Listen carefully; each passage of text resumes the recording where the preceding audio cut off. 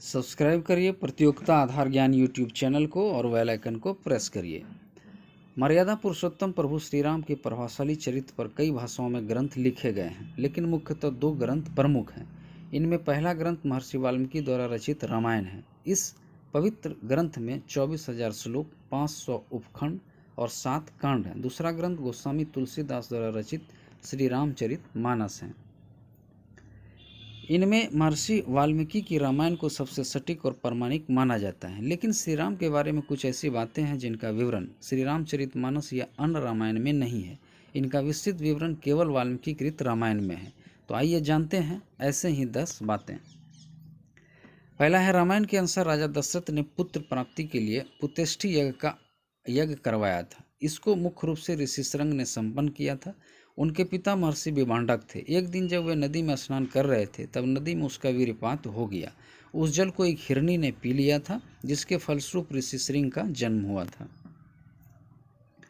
दूसरा, हिंदू धर्म में 33 करोड़ देवी देवताओं की मान्यता है, जबकि रामायण के आरण्यक कांड के 14वें सर्ग के 14वें श्लोक में सिर्फ 33 देवता ही बताए गए हैं। ग्रंथ के अनुसार 12 आदित्य, 8 वसु, 11 रुद्र और 2 अश्विनी कुमार, यही कुल 33 देवता हैं।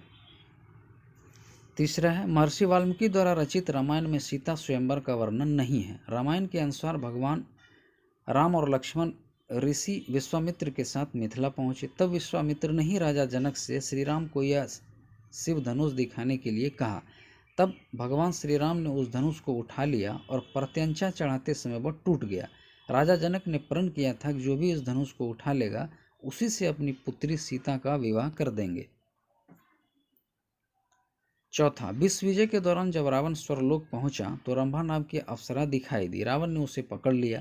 तब रंभा ने कहा, आप मुझे इस तरह स्पर्श ना करें, मैं आपके बड़े भाई कुबेर के बेटे नल कुबेर के लिए हूँ, इसलिए मैं आपकी पुत्रवधू हूँ। लेकिन रावण नहीं माना और उसने रंभा से दुराचार किया।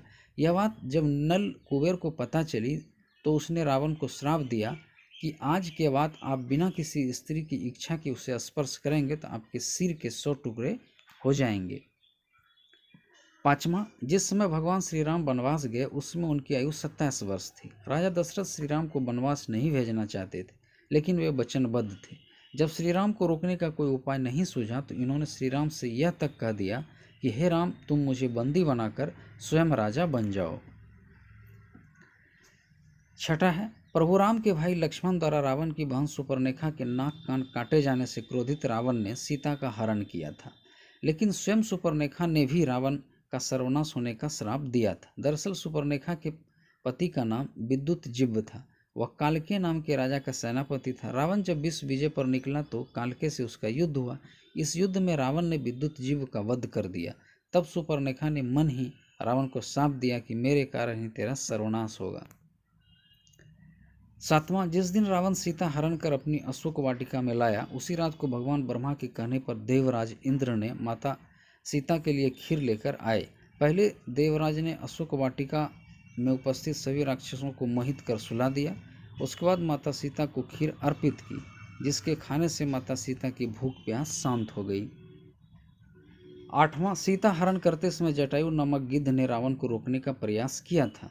रामायण के अनुसार जटायु के पिता अरुण हैं। अरुण ही भगवान सूर्यदेव के रथ सारथी हैं।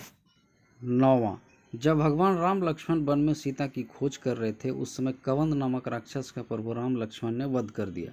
वास्तव में कवंद एक श्राप के कारण राक्षस बन गया था। जब श्री राम ने उसके शरीर को अग्नि में समर्पित किया, तब वह श्राप से मुक्त हो गया। कवंद ने ही श्री राम को सुग्रीव से मित्रता करने के लिए कहा था।